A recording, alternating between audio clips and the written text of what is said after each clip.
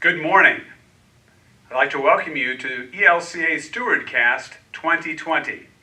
My name is Keith Mundy. I'm Program Director for Stewardship in the ELCA, and we're going to have a good conversation today with several presenters around the topic of how mission support adds vitality to your congregation. Let us begin with a word of prayer. The Lord be with you. Gracious Lord, we thank you for this time to gather, that we may hear how your gifts are being used in and through our congregations to do your work. We pray for those who are affected by the virus across this country, that they may feel the healing hand of God, and that we may continue to serve our Lord in the ways that we are called to do so in our local settings. We ask all this in Jesus' name. Amen. Some of you may be aware that the ELCA is working towards a specific set of strategic goals for 2025. We're pursuing those goals through two particular lenses. One of those is that of vitality, and the other is leadership. And today we have a combination of that, leaders talking about vitality related to mission support and congregations. We'll be hearing from several presenters who have experience in different aspects in the life of the church and in synods and congregations. And we would like these stories to be ones that you can share with those in your local congregation. But before we begin that process, I invite you to take a moment and think about, when was a time that your life has been impacted by mission support? As I reflect on my life, I think of specific times, 3 specific times as a matter of fact. One is when I was in middle school and we moved to a new neighborhood, and there was a mission congregation just getting started. And mission support dollars helped to start that congregation. A few years later, I went into college and I was involved with campus ministry. Campus ministry, another way that mission support dollars are making a difference. And through that campus ministry experience, we had many different events, retreats that we went to. And those retreats were at Lutheran Outdoor Ministry Centers. Another ministry that is impacted by mission support. A few years later, my wife and I, living in Minnesota, helped to start a mission congregation there. And again, mission support dollars. So as we began to think about different times in our life when ministries of the church have helped to support and to shape how our faith journey has continued on. And so today we're going to be learning more about mission support, the faith journey of some of these leaders and the people that we work with and serve on a daily basis. We'd like to begin this morning with a presentation from Nick Kiger. Nick is the Associate Director for Mission Support in the ELCA and is based out of Columbus, Ohio. Here's Nick. Hello, my name is Nick Kiger and I'm the Associate Director for Mission Support. On behalf of myself and our Director for Mission Support, Victoria Flood, we are so excited to have you joining together for this conversation about mission support and congregational vitality. Our team describes mission support as being all about faith and relationships. We know that both faith and relationships are foundations of vital congregations as well. As we are 3 expressions of one church, our relationships with God and with one another not only hold us together, but they also help us be in ministry together locally, nationally, and globally. While it is natural sometimes to think about mission support as just another line item, we have experienced how focusing our sharing of mission support as part of a vital congregation allows us to strengthen and expand our relationships. We believe that through sharing mission support that we get to participate together in proclaiming the good news in a variety of ways among a multitude of people beyond our own walls. We get to make a difference in places where we physically cannot be. And we get to focus on being a neighbor through ministry that we do beyond ourselves instead of focusing on our own survival. We hope that seeing mission support through the lens of congregational vitality, that we can leave behind the thinking of fear and competition and replace it with thinking about abundance and partnership. Finally, we know that we aren't the experts. The experts are all of you. How do you see mission support adding vitality to your congregation or synod? What is the joy you experience through sharing mission support? How are you able to tell the story of that joy and encourage others to do the same? And how can the mission support team equip you to be successful in sharing the story about mission support? We encourage each of you to reach out to us, and you can email me at nick.kiger@elca.org. Again, thank you so much for joining us for this conversation. We hope by the end of this time together that you will be re-energized to go out and be church together for the sake of the world. Thank you. Thank you, Nick, for your comments, and we appreciate the idea that we are partners in this ministry. Our next presenter is one of those partners.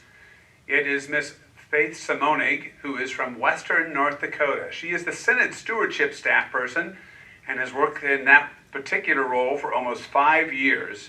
Her focus is on planned giving and stewardship education with the congregations of Western North Dakota. Faith, welcome. Thank you, Keith. I've worked in the church for over 20 years in some capacity or another, and my favorite thing to say about stewardship is this: it's not about money. It's about ministry. Yes, we do need money for ministry, but money is just one of the many tools that further God's work in the world that He's given us to do that. Mission support dollars alone do not add life to congregations. Mission support isn't what builds a rostered leader's confidence to talk about money in front of the congregation they serve. You could say that our synod has been able to move from sharing 42% of mission support with Churchwide to sharing 47% because the center of the Bakken oil field is in Western North Dakota. But you would be wrong, because not everyone has an oil well. There are 162 congregations in our synod, but 84% of them worship 100 or fewer per week. It's good to be with you today to share stories of the mission and ministry that's happening in the congregations in our synod.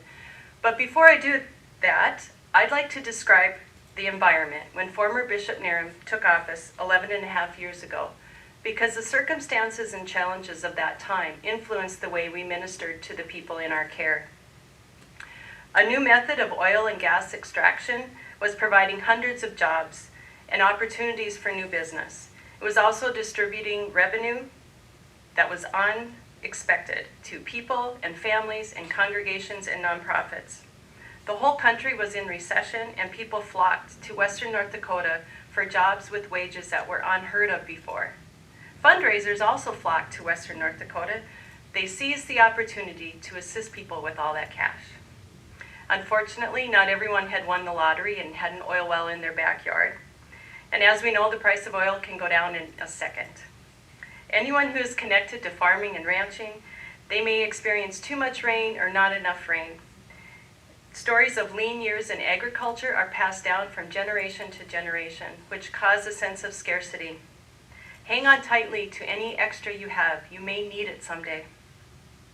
So that's what the landscape looked like when our newly elected bishop encouraged the Synod Council to set a goal of sharing 50% of mission support received with the churchwide organization. The plan of increasing a percentage each year, going from 42% to 50%, was approved without any pushback, and we got to work. Now, the people in the communities of our synod were facing adaptive challenges at that time that were occupying all of their attention. So the synod showing up and asking for an increase in mission support just put us in a queue with all the other people, organizations, and fundraisers who had their hands out. Bishop Mark had set the personal goal of building relationships with people in the congregations he was serving as bishop, and he began by listening. The steady and in some cases increased mission support provided us the means, the financial means, to maintain the resources that a synod provides. Now, Mark loves to cook, and so every fall he created a route to visit congregations across the synod. And the synod staff cooked and hosted a chili and chicken noodle soup dinner. We spent time dwelling in the Word and chatting about the work of the synod. After a few years, synod staff got sick of chili, and we renamed the tour Dishin' with the Bish, and we made a tater tot hot dish, which is a local favorite at church potlucks. Especially at the beginning of Mark's term, you would not find him or our executive staff in the office, and that work pattern continues today. We visited congregations and met with people in their communities, often sitting at their kitchen tables. Mission support allowed us the financial means to get out of the office. We hung around before and after events, listening to people who were discerning how and where they might serve the church. This is an important way our staff continues to minister to people today. We listened, and then we did what Jesus taught us and what Jesus did best. We shared the stories.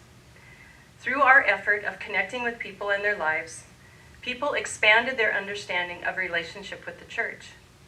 And then they were able to see more clearly that it wasn't about the synod trying to get more of their money, but it was about the synod inviting people to participate in putting their faith in action and making a difference for the sake of the gospel. As leaders, we are called to model faithful financial stewardship to our congregations by preaching and teaching about it, by talking about money, and inviting people to financially support their congregation, their synod, the ministries and organizations that they love. And we thank them all the time. We thank them at their kitchen tables, we thank them with personal handwritten notes, and we thank them publicly. Mission support has allowed us to provide scholarships to send leaders to stewardship events. We use stewardship mission support dollars for staff time and resources teaching and coaching rostered leaders how to share offering stories of how the money is used rather than coaching them on how to ask for money to pay for their bills. They have a whole lot more fun when they do that. And when leaders are having fun sharing stories of ministry and faith in action, the congregation members begin to have fun. It's contagious, and people want to be a part of that. The congregations who talk about money when they don't need money are the congregations who have money for ministry. When a rostered leader speaks from the pulpit about their personal financial giving and lives generously as leaders themselves, congregations begin to see a difference in their offering, which allows for more to be accomplished in that congregation and also outside of that building. The more that our rostered leaders and lay leaders share stories of how mission support is used, the more comfortable they become. At the same time, they build a healthy relationship with financial stewardship, and that's reflected in the way that congregations members move into a relationship of trust, trusting that their financial gifts will be used as they were told it would be, and to make a difference in people's lives. And then the layers of generosity and giving just keep building. Pastor Cole Bentley is my favorite example of how this works. Cole serves Evangelical Lutheran Church, and they worship on the campus of an outdoor ministry site on the shore of Lake Minnegoshi, just a few miles from the Canadian border. Very soon upon Pastor Cole's arrival in the congregation, the stewardship team decided to visit every member's home to thank people of the congregation and to share stories of how their gifts were making a difference. With some stewardship coaching from our staff, off they went. It didn't take much time at all before Pastor Cole began to see a difference and see positive results. And then his confidence grew. He started doing what we call offering moments on Sundays during announcements. And Pastor Cole shared one Sunday how the congregation pays rent for sharing their worship space with the outdoor ministry site. Either people had forgotten this or didn't know it, but it became the start of some good conversation around the coffee pot at the local gas station. I love the most recent thing he's done. He created a children's sermon on their narrative budget on the day of the congregation's annual meeting. Many leaders that I meet with often think developing a narrative budget is too difficult. And yet here's one done in a children's sermon. I've seen the recording of this, and it is very good work. He had fun doing it. Visitors who were in worship that day stayed for the annual meeting. I've never heard of that happening before. The visible growth in the life of this congregation is a direct result of mission support offerings that create financial resources for education opportunities, mentoring, and coaching of stewardship team volunteers. To determine the mission support how mission support adds life to a congregation or builds confidence and strength in leaders, we can't just measure the amount of money raised or the percentage of growth in attendance. Rather, we must ask ourselves, how does the work we're doing nurture the people and congregations entrusted to our care? Does our work reflect the glory of God? Do we continually lift up the purpose, mission, and vision of the congregation so that the people in the pews can articulate why their congregation exists? And why should they contribute financially to it and the synod? Bethlehem Lutheran Church is in Ross, North Dakota. Another story for you. This community listed a population of 97 people in the 2010 census. At the height of the oil boom, people lived in their cars and campers and trailers just parked all around the church. So the congregation opened their doors and their hearts to this group of people who follow the oil and gas industry. God was and is truly present in this tiny congregation. What they did during this time, and they continue to do today, when most other communities were fearful of the strangers who were living in their cars and campers, is a true definition of vitality. The ministry didn't belong to the congregation. They just planted the seeds and nurtured the people who were in their care. They built a bus stop shelter for the kids that they saw waiting for the school bus on cold mornings. They put a swing set and playground equipment on their church property for the whole community to use. They opened their church kitchen so that families could bake birthday cakes in a real oven rather than in a camper. They opened the church basement to families at Thanksgiving and other holidays so them and their visitors could sit around a full-size table rather than in a camper. Each year they set aside $25,000 to $35,000 for outreach, and that's above and beyond what they share in mission support, what they share to their camp and their nursing home. The generosity of this congregation continues, as does the mission support they share with the synod. The last time I visited this congregation on a Sunday for worship, there was about 45 people there, and that's their typical Sunday worship. Last year, they gave away $100,000, which is 70% of their operating budget. They faithfully spend to zero every year. There's no magic program that can increase or maintain mission support. It takes listening and sharing stories of faith in action. It takes building relationships by meeting people where they're at in their life and helping them to develop a healthy relationship with money. Providing tangible resources that are easy for people to use, along with some coaching and encouragement, isn't difficult work. We just need to give it the time it deserves and then trust that God will do the rest. We haven't yet reached our goal of sharing 50% of mission support, but I know that we will. And even though that dollars will move us to that goal, it's not about the money. There's joy in our giving, and there's great joy in being a part of sharing what we have to support important ministries of our church. Thank you.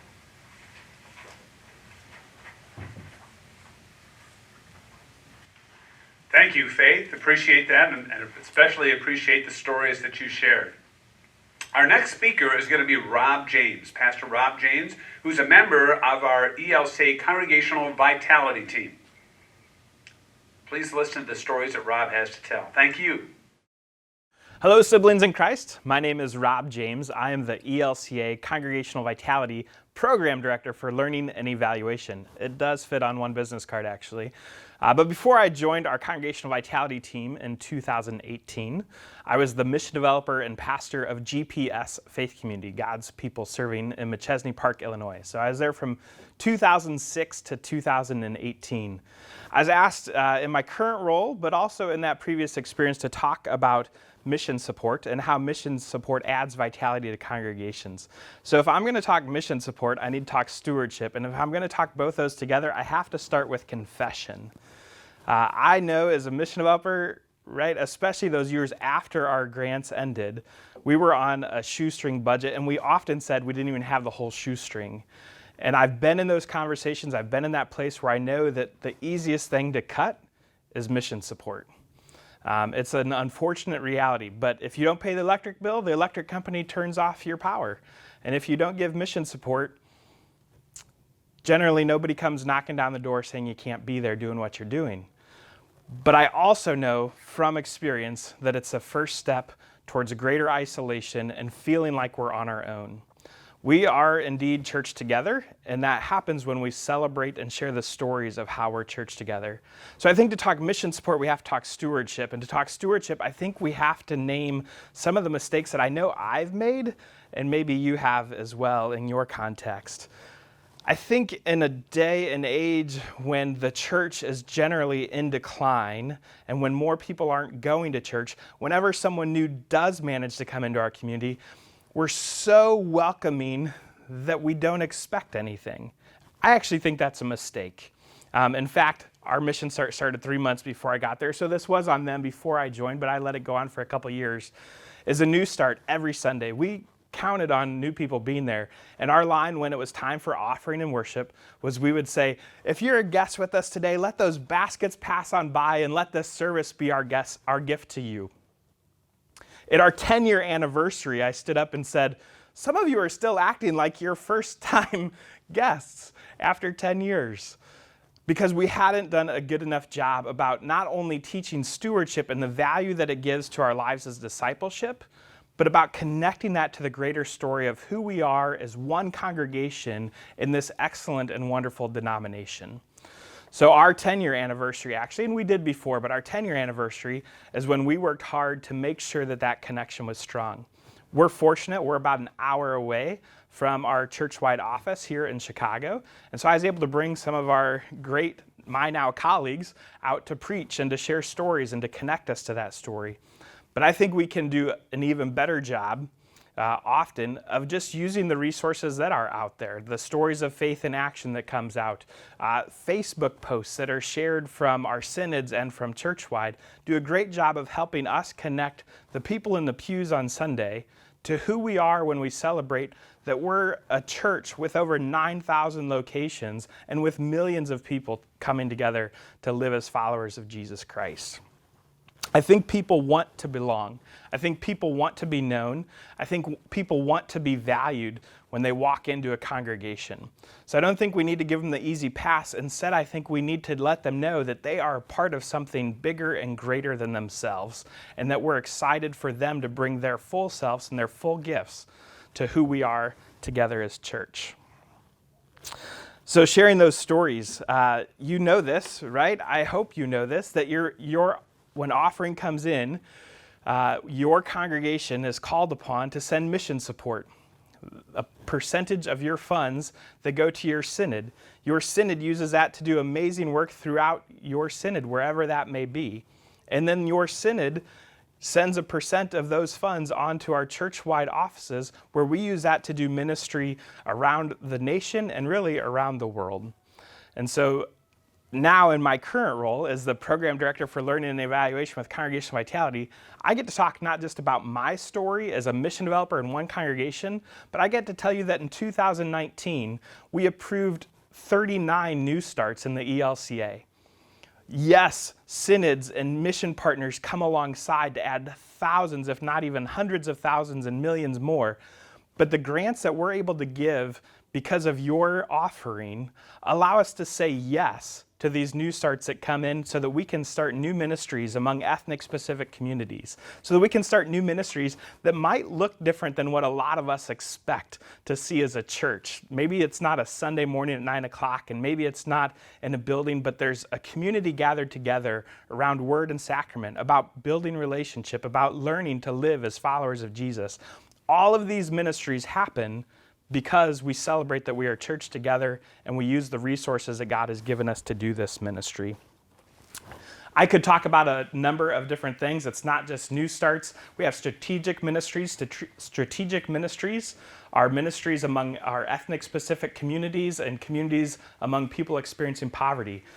We give out hundreds of thousands of dollars to support these ministries because we know that it's who we need to be as church together. So let me back up in case you've never heard us say this. We don't have a definition of congregational vitality. The reason is actually pretty simple, and that is that if we tried to define vitality, we'd start a fight. Because the first thing that we think of is numbers. When we try and talk about vitality, people want to know, well, how many people are showing up at worship, and what's your budget, and what'd you do for this or that or the other thing? And as soon as we start talking numbers, we start comparing ourselves, and as soon as we start comparing ourselves, we're not being church together.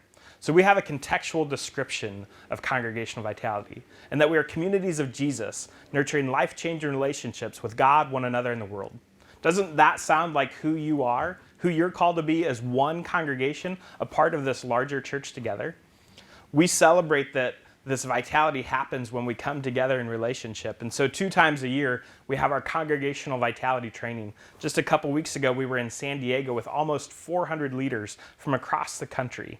This is where we train our new mission developers, those who are learning what's needed and what's been asked of them to go and start a brand new ministry wherever they've been planted.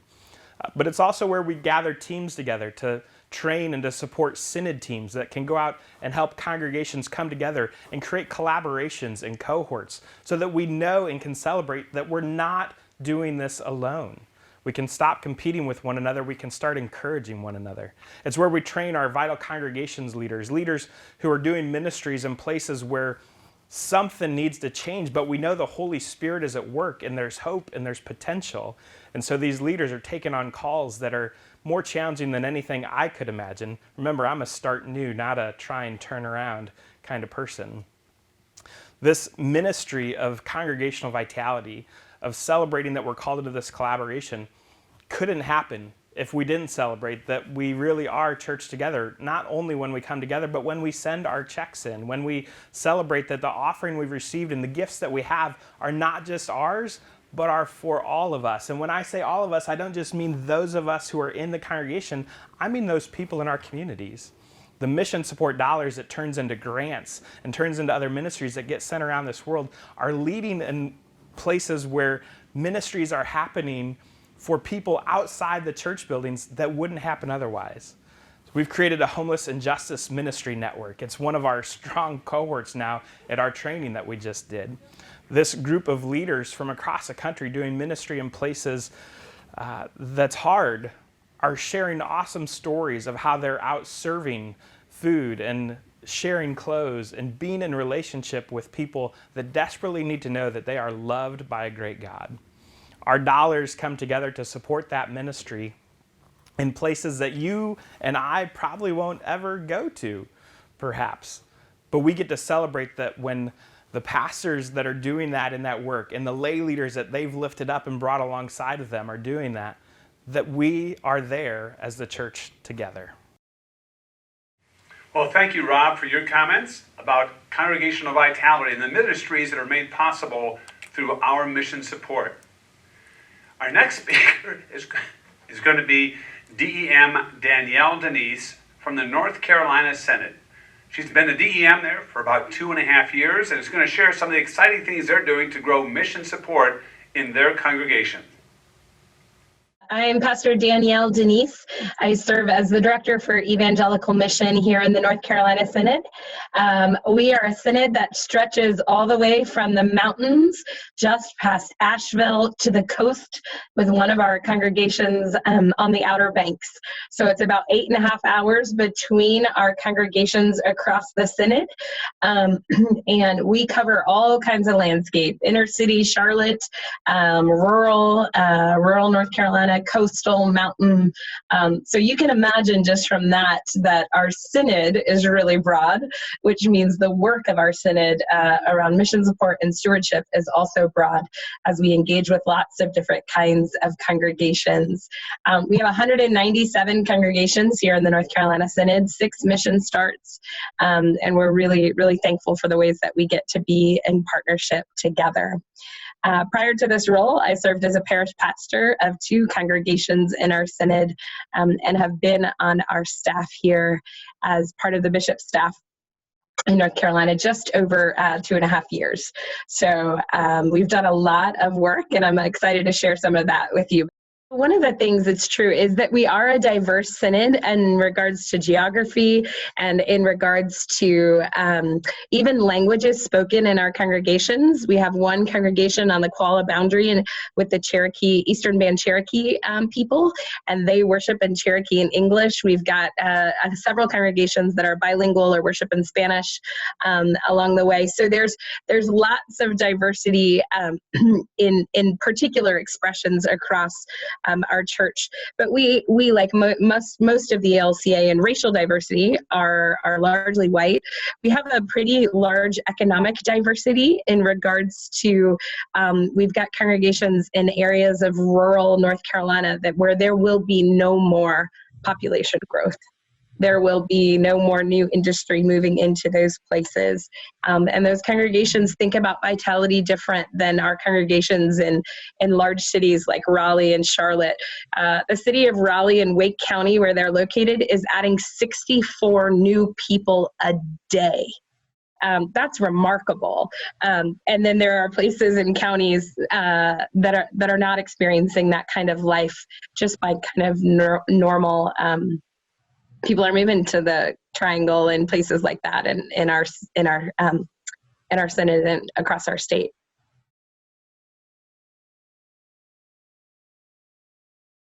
Let me start with, when I came on to the Synod staff, one of the things that Bishop Smith brought me onto staff to do was to lead a visioning campaign across our Synod.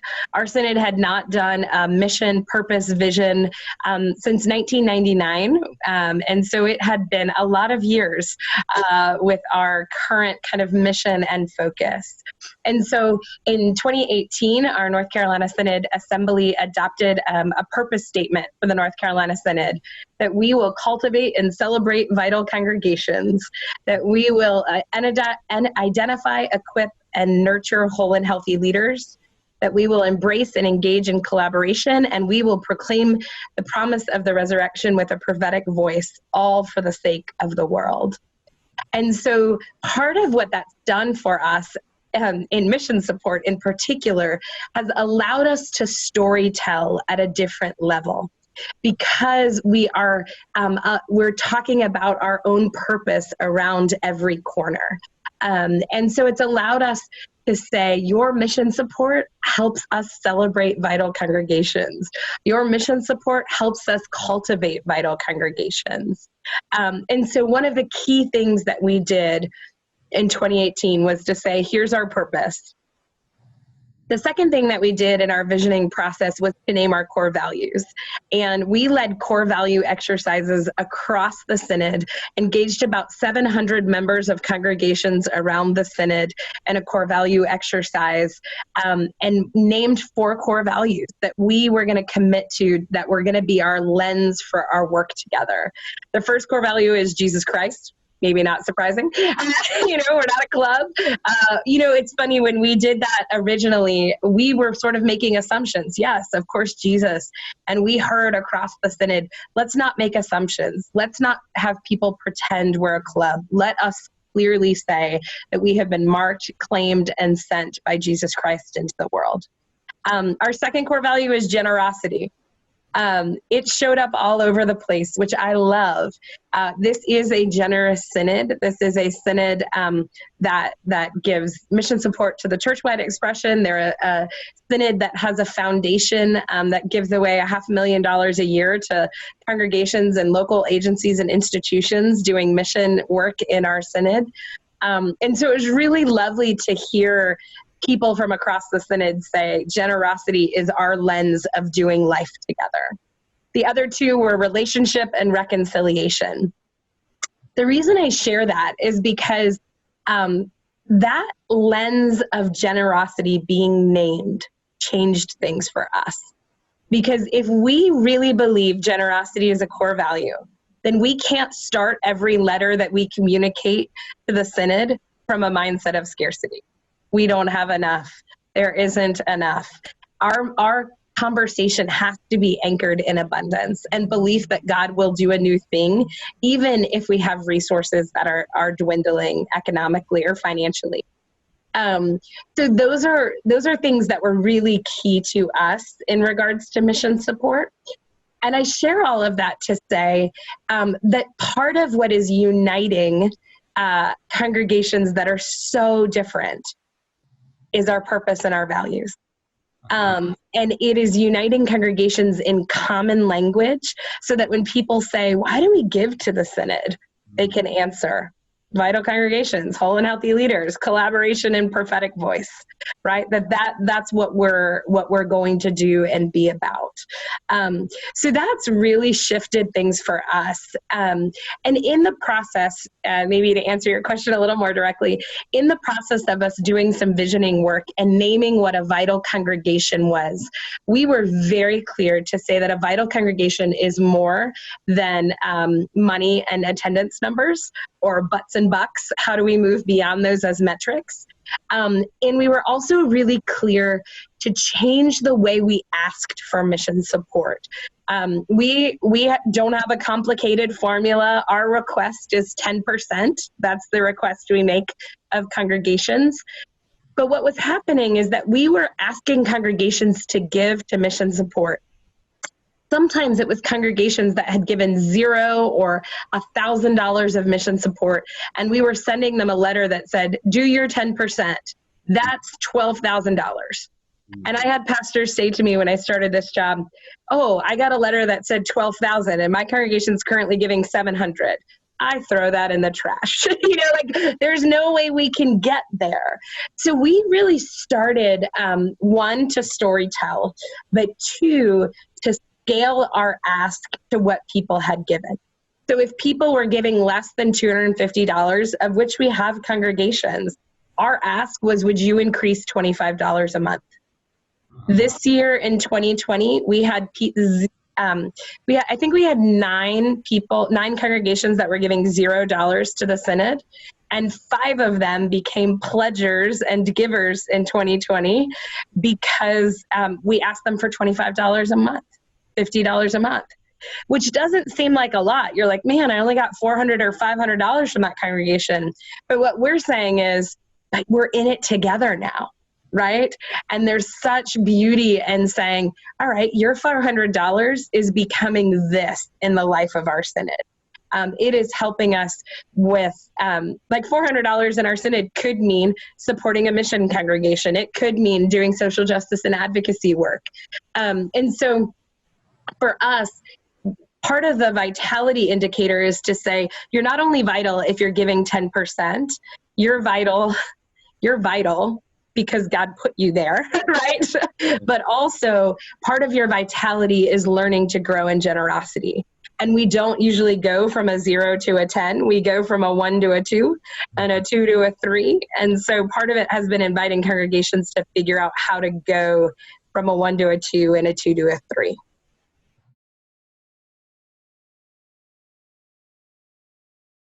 For us, one of the things that we make great use of is the Congregational Vitality Survey, which is available through the ELCA. And we use that all over our synod. We have had, up to this point, I think about 60 congregations take the Vitality Survey.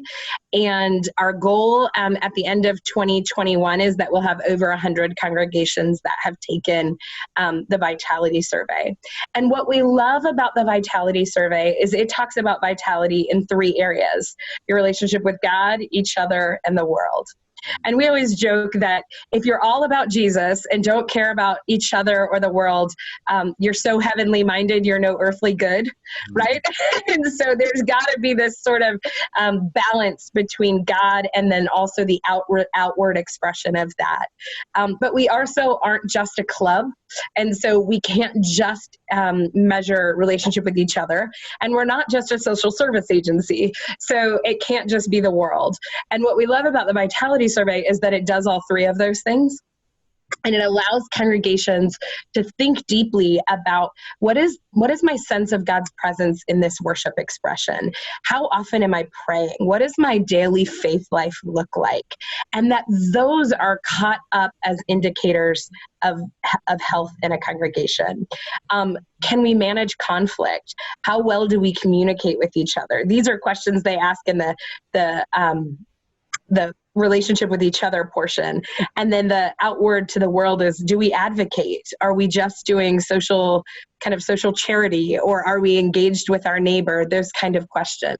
So when I'm working with congregations in smaller, I would say smaller size congregations where budgets and sustainability are always sort of a pressure, one of the first things they do is the Vitality Survey to say, okay, but God has still been present. So what does this look like? Where can we celebrate that there is vitality? And then where do we also start naming some of the struggles and challenges that lay ahead? In the North Carolina Synod, one of the things that we're encouraging those congregations to do is to consider partnership. And to share. We have not, unlike other synods, I know there's lots of other synods that have multi-point parishes and shared ministry expressions. That is new to North Carolina in our modern expression of the synod. And so we actually brought on, because of mission support, and I think this is another reason people are feeling like mission support matters, is we brought on a full-time staff member that is now just doing shared ministry arrangements. She's just working with congregations to shepherd them into partnering, because it's not like eHarmony. It's not like, well, you are 5 miles from here and you didn't break off from each other, so you can basically be paired together. It's a lot of relational trust building. And so I think in particular, some of our congregations that have not seen the synod as valuable to them are noticing the synod taking a risk by bringing on a full-time staff member, but it's something that has direct impact on our smaller congregations that are struggling with sustainability. And when we talk about that in regards to the synod vision, we actually include it under prophetic voice, because we think it's prophetic to say we don't have to do everything the same way, and God might make us new. And so I think that's also been helpful, because people feel like they're doing something gospel-centered by looking at partnership. And I think that's been really, really life-giving for people.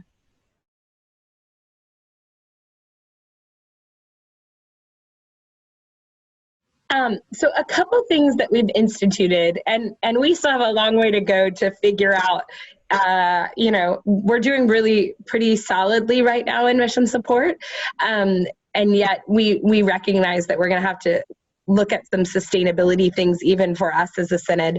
But one of the things that we did was we have a synod e-news that goes out, a synod newsletter, and the first Tuesday of the month is always a bishop's reflection, and the third Tuesday of the month always features what we call a mission support story, and it directly ties to something around vital congregations, whole and healthy leaders, collaboration, or prophetic voice.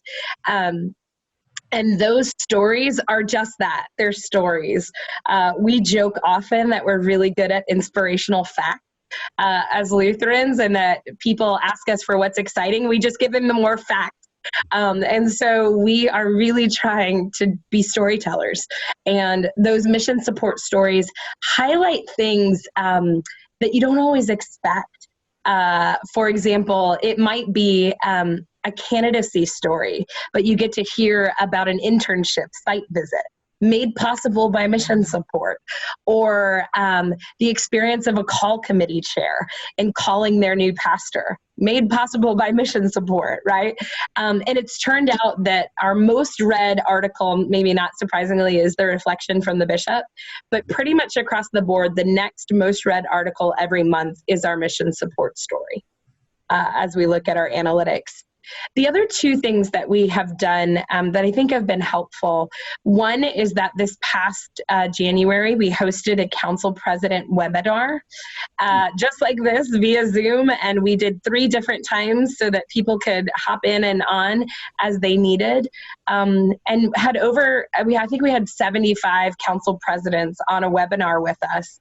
And it was an opportunity for us to share, here's what the synod is, but also provide resources, and then talk about constitutions and parochial reports and all these other kind of legitimate things that they need to attend to. But we actually created some video devotions around our core values, and we made those available for congregation councils to use at their meetings around devotionals. So the more that we can have resources for congregations that directly tie into our story as a synod makes a lot of sense to me. The other thing that I think has been a shift for us, and this has been at the insistence of our bishop, is the very clear language that the office is not the synod, that the synod is all of us together. And so even when I go to a congregation, I don't say things like, I bring you greetings from the synod. I say, I bring you greetings from Bishop Smith, because we are the synod. And that's just a language thing that I think is really important to us.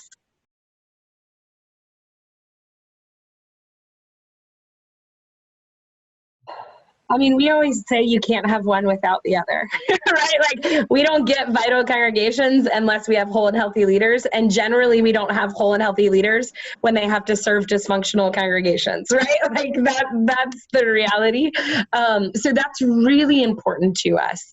But it also has mattered a lot in the sense of, like, we've tried to be really grateful for candidacy.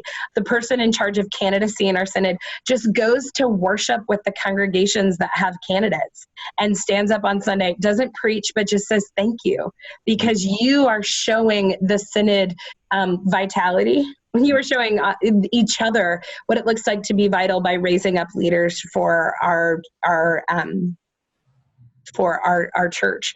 And quite frankly, for us in North Carolina, and I know our seminary that's close to us, our leaders are coming from camps and campus ministries, and we have a ton of those in North Carolina. And so that's part of what we do too, is to celebrate those partnerships and those ministries. But leadership is definitely key.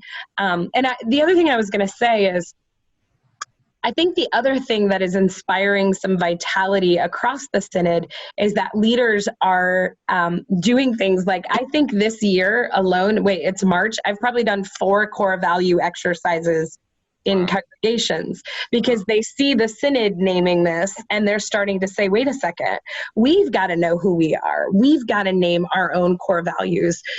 Man, we need to be able to tell our story like the synod office is telling the story across the state. And so that, I think, has been we have tried very intentionally to model what we hope could be embodied in congregations.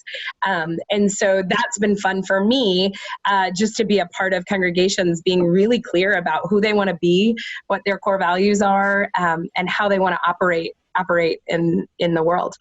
And what we said across the synod was, you individual congregation don't have to say the synod's core values are yours, because you might have a separate expression of our synod in Cherokee or West Charlotte or in the Triangle or on the coast, but your congregation should resonate with the synod core values, which are ours shared across the state together. So that's been fun. Well, Danielle, thank you very much for your thoughts about mission support and ministry in the North Carolina Synod. At this point, we'd like to take a few minutes and go back with Nick Kiger. He has a few stories to share with us about how mission support has had an impact on lives of congregations. Nick?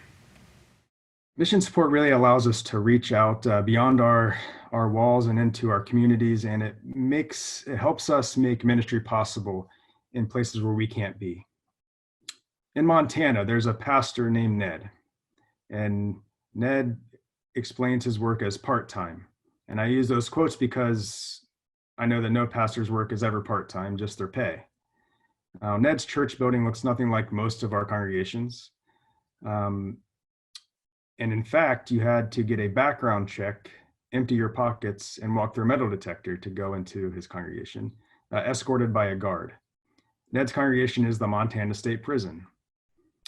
Ned's congregation, of course, includes guys who come to services and Bible studies, but it also includes the guys who never come to worship, but greet him with a smile and a hug when they see him walking on the cell block, and a death row inmate for whom he prays daily. Mission support makes Ned's ministry possible, and it extends our ministry, every one of us who are part of the ELCA, into the prison and many ministries like it. In South Carolina, a pastor named Jorge saw a need for leadership in his congregation and a new Latino congregation in Columbia called Cristo Rey. On a Sunday in February a few years ago, I sat in Jorge's congregation as people came into the sanctuary and gathered as a community. Children played and ran in circles and around the sanctuary during Jorge's sermon, but all the eyes and ears were on him as he preached God's word to his community. As someone who doesn't speak Spanish, I couldn't understand much of what he was saying, but in his eyes and in the authority of his words, I knew he was preaching grace and acceptance to a community that has a hard time feeling that way lately. After the service, Jorge greeted me and explained that the congregation was one of the only places where his people felt safe and loved. Through mission support, you helped make Jorge's ministry possible. And I know currently that they're in the process of actually building their own building as part of that congregation. I also recently worshiped at a recently closed congregation in Kansas City that through their closing was able to breathe life into a new worshiping community called the Gathering Table. The Gathering Table is a community of mostly homeless, unemployed, and underemployed people. The mission developer in that congregation, Pastor Ann, works tirelessly on behalf of the people in her congregation to make sure that they have their basic needs met, as well as their spiritual needs, including weekly communion. Members of that congregation know that they will never be able to sustain themselves and sometimes feel the pressure of keeping their ministry going. As we were eating lunch together after the service, one of the members of the congregation asked me with a worried look, "How much longer will this congregation be here?" I have to admit I wasn't prepared for that question. Luckily, Pastor Ann was right beside me and answered, "Hopefully, we will be here as long as God is calling us to be here, and as long as our siblings in Christ are willing to support us." I wish I could have captured the moment of relief on that member's face as she said thank you in a way that no words could ever do. You help make Ann's ministry possible through the mission support that you share in the ministry of the Gathering Table. These are just a few ways in which your mission support makes a difference. And not only do you add vitality to your own congregation, but you add vitality to congregations that might not look like yours in places where you aren't, all around the country and all around the globe. Thank you. Thank you, Nick, for those additional stories. Our next presenter is going to be Dana Dutcher from our Global Mission Unit. As many of you know, Global Mission is a very important and visible ministry of our church. Dana is going to share how mission support is an important way that this ministry is made possible. Good morning. My name is Dana Dutcher, and I have the privilege to serve at the church-wide office in the Global Mission Unit. I'm the manager for impact data reporting, and what that means is I get to look at all the work that we do within Global Mission and figure out what is the impact that we're making. How is our work touching the lives of those around the world and within our communities? I have the privilege of working with grants that we give with our mission support dollars, and I'm here to tell you about the difference that your contribution is making here within the Global Mission Unit. For those of you that know, the ELCA is a part of the Lutheran World Federation. And what this is, it's a group of Lutheran churches around the world in over 98 countries, representing 148 different church bodies and approximately 75.5 million Lutherans globally. That's a community that we're a part of, that's something bigger than ourselves, that we get to work with people around the world. In Global Mission, the ELCA entrusts us to work with those relationships, to be the voice of the church with others, to represent you as ELCA members at the global scale. Mission support dollars is crucial to the work that we do in Global Mission, and we wouldn't be able to do it without the dollars that come from congregations to synods that is then shared with churchwide. Global Mission annually stewards about $14 million in global support funds, in mission support funds. That allows us to send missionaries around the world, that allows the Young Adults in Global Mission program to work, that gives us the Companion Synod program and Mission Formation. And I'll talk a little bit more about each one of those programs. And I personally also benefited from mission support dollars. Before I came to work at Churchwide, I was a missionary in Japan for 3 years. And that mission service was possible because of mission support dollars. See, when those funds go into the plate on Sunday morning, they then go up to the Synod level, and the Synod then shares a portion of that with Churchwide, which Global Mission gets a piece of that to do our ministry as the ELCA around the world with other Lutherans within the Lutheran World Federation. So the missionaries and the mission personnel that we send around the world are possible because of the mission support dollars that have been entrusted to our care. So as a missionary sent to Japan, it was the church-wide office that I was representing to be the ELCA's hands and feet in Japan, to walk alongside our companions there. Our missionaries now are serving in countries throughout the world doing various tasks, whether they're homiletic professors at seminaries, whether they're pastoring international congregations in Kenya, or whether they're teaching English in Japan. Their position and their ministry, their witness to the world is possible through the mission support dollars that we have. Another amazing program that's made possible through mission support dollars is the Young Adults in Global Mission program, also called YAGM. The YAGM program is present in over 10 countries around the world and sends about 100 volunteers every year to do a year of intentional ministry, of accompanying our partners and walking alongside one another to learn together, to witness together, and to learn about what it means to be a Christian in a pluralistic society. What does it mean to be globally formed and globally informed? That when these young adults finish their year of service around the world, they come back to the ELCA and are able to share that witness with our churches here. They're able to have an impact on the congregation members who have maybe never left their town, who are not able to travel around the world, and they're able to share the story of what it is that God is up to in other places. Because we don't bring God when we go, God is already there. And we have the privilege of being able to be present with those churches and to hear their stories and to see what God is doing and to bring that back to the ELCA. Another team that is funded by Mission Support is the Mission Formation Team in Global Mission. You might have heard them as Glocals. What does it mean to think globally and act locally? What does it mean to have all this knowledge from our partners around the world, and how can we use that here in the ELCA? The Mission Formation Team helps us to contextualize what does that look like for us in the United States? What does that look like for us North Americans? And how can we learn to be better brothers and sisters in the church, both locally and around the globe? Maybe you've had them at a Synod assembly where they've come to share music from our companion churches, where they've shared songs and joyful stories from the global church. The Mission Formation Team is a vital part of bringing the gifts from our companions back to the ELCA to contextualize the work here that we do. Another program that's funded through mission support dollars that Global Mission is very proud of is the Companion Synod program. This program has been running since the duration of the ELCA for 30 years, where 64 of our synods are partnered with global companions around the world. Some synods have one partner and some have up to 5 partnerships, where we share the knowledge back and forth and where our congregations are enriched because of the global learnings that we have. We know evangelism can sometimes be tough. So what is it that we can learn from our companions around the world, from Tanzania, and bring back to our synod in Wisconsin? What is it that we can learn from our partners in the outreach they do in Indonesia and bring that back to Kentucky? How can we learn together and witness together in ministry? The Companion Synod program is a very strong way that congregations are vitalized through the work that we do globally, by exchanging of pastors and theologians, by having guests come and visit. We can learn more about ways to make our congregations more fruitful. In addition to programs that were run here at the churchwide organization, annually Global Mission also stewards just over $2 million in global grants. In fiscal year 2020, we're slated to support over 160 grants to our companion churches around the world.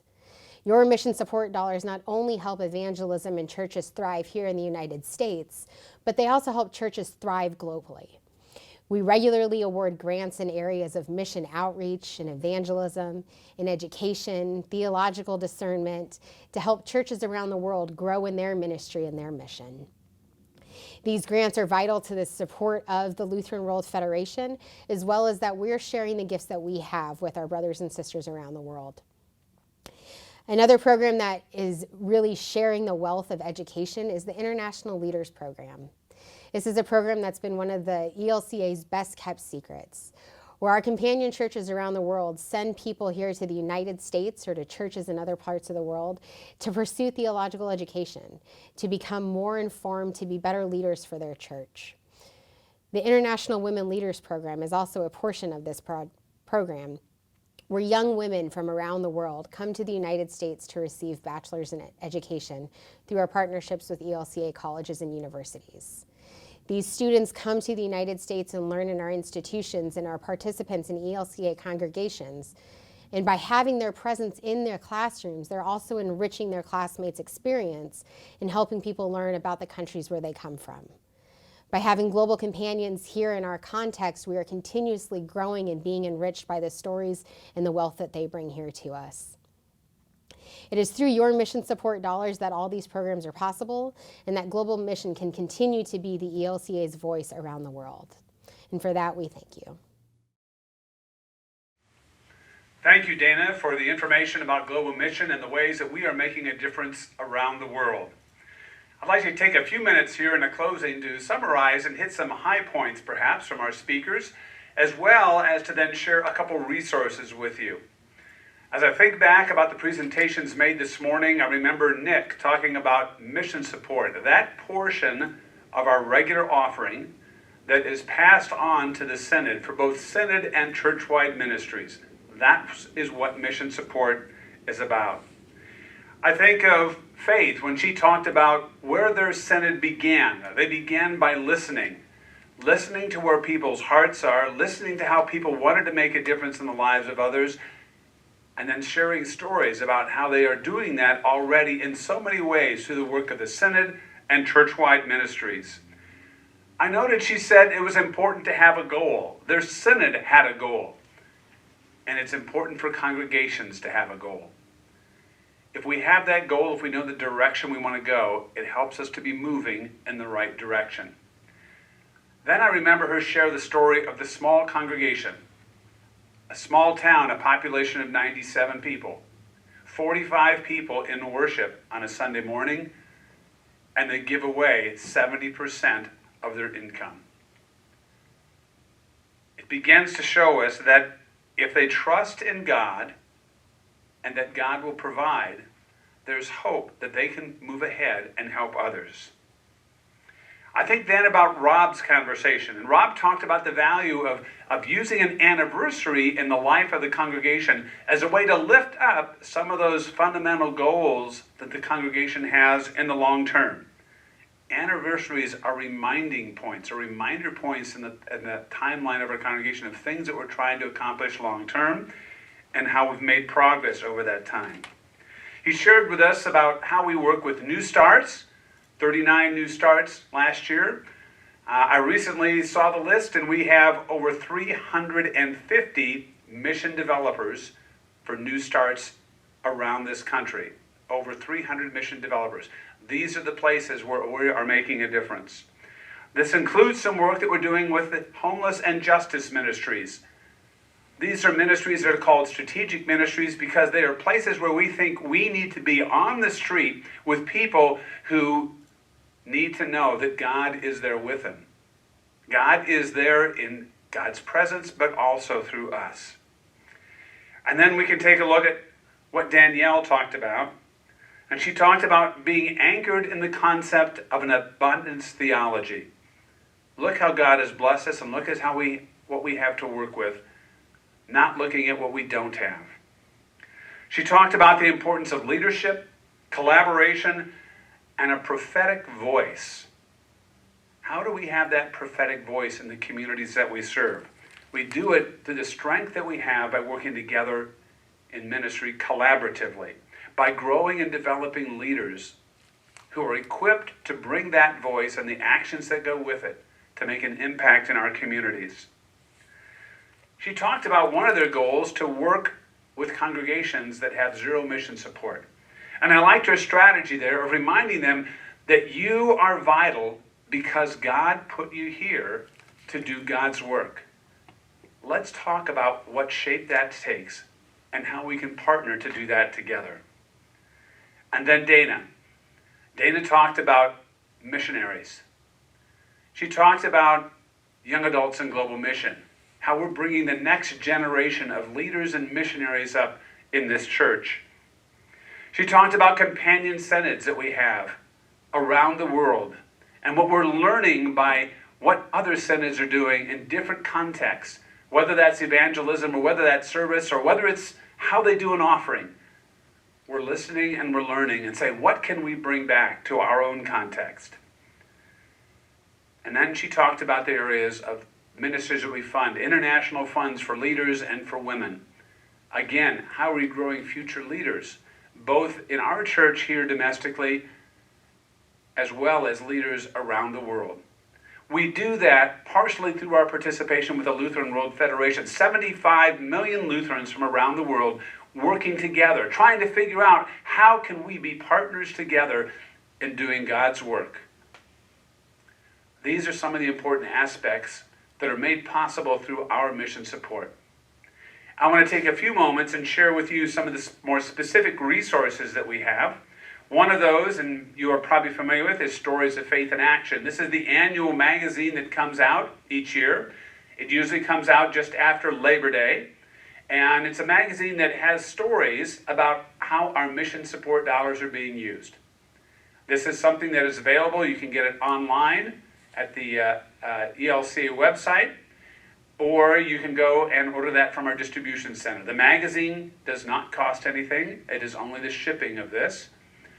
So whatever the shipping cost is. And if you go to the ELCA website and look at elca.org/SOFIA, you'll begin to find the stories, the bulletin inserts, pictures, and other information that help support this and can be used in your congregation. A second tool that we have is, where does your offering go? Some of you might be familiar with this in the poster format that looks like this. Some of you might be familiar with this in the 8.5 by 11 two-sided page. Both of those are available at no cost. I will tell you, though, that this one is out of stock. This is downloadable, as is the 8.5 by 11 version off the ELCA website. And we're in the process of producing a new version, an updated version of this. The new version we have is going to be having a discussion guide on the back, printed on the back. So you can use this as a way to start conversation in a forum, or with a confirmation class, or with youth about where does our offering go? Because that is probably the second most frequently asked question as we travel around the congregations. Where does our offering go? The other piece that is going to be added to this with the next version is that for each of these areas of ministry, the 10 areas here, there is going to be a story that lifts up that particular ministry and how that is being lived out in and through the mission support dollars that are passed on from congregations. Another element that we take a look at, and some of you are familiar with, annual report covers. You might be aware that these are available each year at no cost. And these are something that, on the one hand, there's a letter each year from Bishop Eaton on the inside front cover from the presiding bishop that talks a little bit about their thoughts about where we are and where we're going. And then on the back page is a devotion or a guide that gives some conversation about how we do work together at church and how we can grow together as church. Most recently, this version was available electronically online, and it's available in several formats. And that's probably the direction we're going to go. We're finding that the cost of shipping and producing these continues to rise more quickly than we think is economical for congregations. So this has become available electronically. In addition to these resources, some of you may also be familiar with our Mission Interpreter Network. This is a network of volunteers whose specific role is to tell stories about how we make a difference of our giving of time, talents, and resources to do God's work in and through our congregations, synod, and church-wide ministry. This network of hundreds of people around the country telling a story are telling those stories about how mission support is making a difference. More than 40 synods are involved in our mission interpretation ministry, and we certainly welcome conversation with those of you who might be interested in becoming mission interpreters in your congregation. That means you're listening for and looking for where the stories are in your congregation. You're the person to whom we will pass along the stories about synod and church-wide ministries and how they are making a difference. And you work collaboratively with your pastor to decide how do those stories fit into the life and the schedule of your congregation. These are resources that will help us grow in mission support. We welcome your questions that you may have about mission support and how does it grow, recognizing that within your synod, your bishop is a primary advocate for mission support, your director of evangelical mission, and your synod stewardship staff person. If you're a synod that has one, those are three key people who are working in your synod to grow mission support. On your local level, in your congregation, this concept of mission support and mission interpretation is part of the position description. It's part of the role of the pastor in your congregation. But we know the pastor has many roles and responsibilities, and therefore we're looking for leaders in the congregation to accompany, to walk with, to help pastors, to help our church tell the story of how you and I are making a difference in your community and beyond today. Thank you for your time with us. This concludes our Stewardcast 2020. These will be posted on the ELCA website within the next few days, both in its entirety and by each of the different segments for each presenter. Thank you for being here this morning, and if you have questions about mission support, please do not hesitate to contact Nick Kiger, as he said, nick.kiger at elca.org, or myself, keith.mundy@elca.org. Thank you for spending your time with us today. Have a good weekend.